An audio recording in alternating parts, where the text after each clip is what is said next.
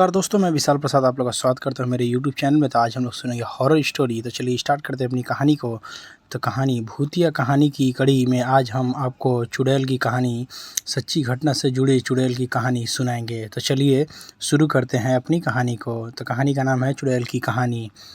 तो यह कहानी मुझे मेरी दादी माँ ने सुनाई थी। मेरी दादी माँ एक छोटे से गांव में रहती थी।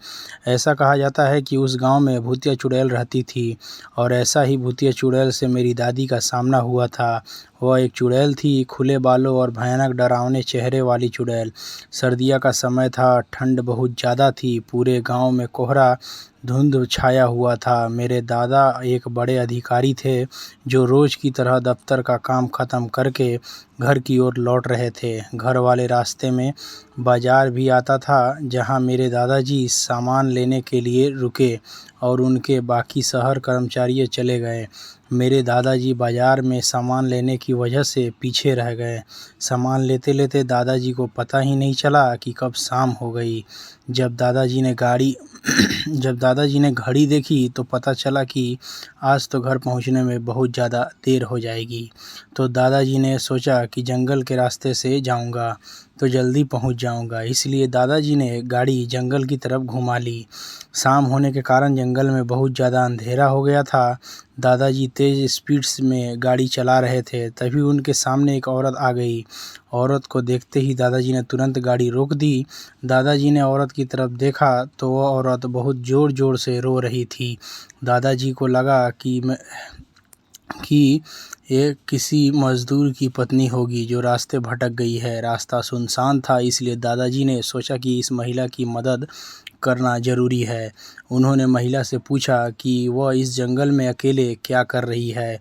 महिला ने कोई जवाब नहीं दिया और ज़ोर ज़ोर से रोते रही। ऐसा लग रहा था कि सारा जंगल उस महिला के रोने की आवाज़ से गूंज रहा हो। दादाजी ने पूछा कि आपका घर कहाँ है। फिर भी वह महिला कुछ नहीं बोली। दादाजी ने उसको बोला कि तुम मेरे साथ मेरे घर चलो, जिसके बाद वह दादाजी के साथ चलने के लिए मान गई और दादाजी के पीछे वाली सीट पर बैठ गई। गांव के घूंघट डालने का रिवाज होता है, जिसके कारण उस महिला ने भी अपने सर पर घूंघट ओढ़ रखा था और उसका चेहरा ढका हुआ था। फिर दादाजी घर की तरफ निकल गए। घर पर सभी दादाजी की इंतज़ार कर रहे थे। जैसे ही सबने गाड़ी की आवाज़ सुनी, सब भागकर दादाजी के पास आ गए। जब सभी परिवार वालों ने उसे महिला को देखा तो दादाजी से पूछा। दादाजी ने जंगल वाली पूरी बात बताई और कहा कि अब यह ही खाना बना देगी। लेकिन दादी माँ को उस महिला पर शक हो गया। दादी को लगा कि है कोई चोर है जो घर का सामान चुरा कर भाग जाएगी। दादी माँ के उसने रसोई में जाकर खाना बनाने के लिए कहा, जिसके बाद वो महिला बिना कोई जवाब दिए रसोई की तरफ चली गई। रसोई में सारा सामान रखवाने के बाद दादी माँ ने कहा कि सबको भूख लगी है, इसलिए जल्दी से खाना बना दो।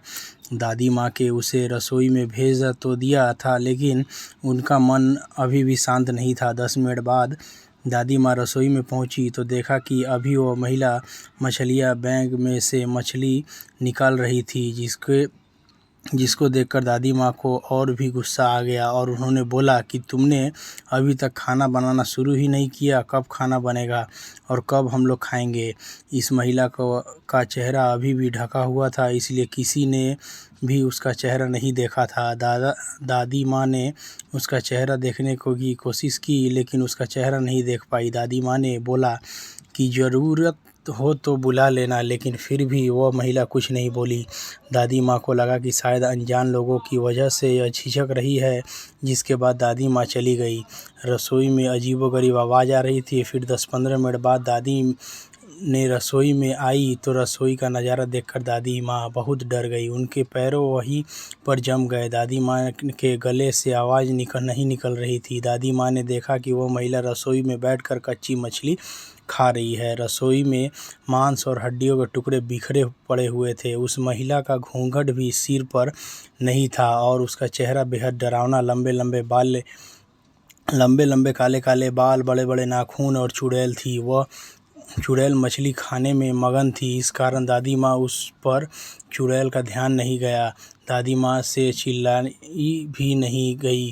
दादी माँ को लगा कि यह और ज़्यादा भयानक ना हो जाए। दादी माँ ने एक थाल उठाया और वह चूल्हे में से जलता हुआ कोयला लेकर उस चुड़ैल की तरफ दौड़ पड़ी।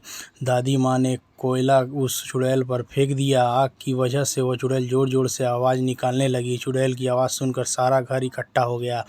चुड़ैल को आग दिखाकर घर से बाहर निकाला गया। चुड़ैल की आवाज़ इतनी तेज़ थी कि आसपास के सभी लोग अपने अपने घरों से बाहर आ गए और सभी ने चुड़ैल को देखा। चुड़ैल लोगों को देखकर गांव जंगल की तरफ चली गई। पूरे गांव के लोग चुड़ैल के डर से कांप रहे थे और सभी मेरी दादी माँ की प्रशंसा कर रहे थे, जिन्होंने सही समय पर उस चुड़ैल को आग से भगा दिया। यदि चुड़ैल को नहीं भगाया जाता तो वो पूरे गांव के लोगों को ख़त्म कर देती। तो दोस्तों, ये कहानी यहीं तक थी। आपको कहानी कैसी लगी हमें कमेंट करके ज़रूर बताइएगा। अगर आपको कहानी अच्छी लगी तो प्लीज़ लाइक करें, शेयर करें, चैनल को सब्सक्राइब करके बेल आइकन दबा दें। तो मैं विशाल प्रसाद आप लोग से विदा लेता हूँ। मिलूँगा एक और नई कहानी में। तब तक के लिए खुश रहे, मस्त रहे, अपना ख्याल रखें, अपना फैमिली का ख्याल रखें। जय हिंद, वंदे मातरम।